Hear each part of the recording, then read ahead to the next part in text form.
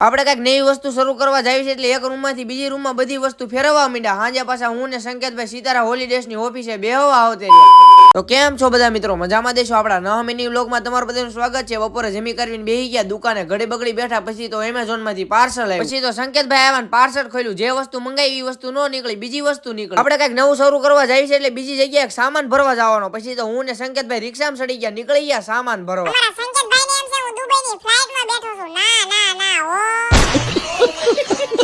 બીજી જગ્યાએ સામાન ભરવાનો હતો એટલે સામાન ભરવા આવી ગયા. સામાન ભરાઈ ગયો પછી તો દોયડાથી બાંધી દીધો. પછી તો ઇકોમ બેહી ગયા, નીકળી ગયા સામાન ઉતારવાનો છે અહીંયા ઘરે રિક્ષામાંથી. પછી તો મેં સંકેતભાઈ ને આપડા સાહેબે ત્રણેય થઈને બધો સામાન ઉતારી નાખ્યો. બધો સામાન ઉતારી નાખ્યો પછી તો નીકળી ગયા ઇકો લઈને પાછા ઘર બાજુ.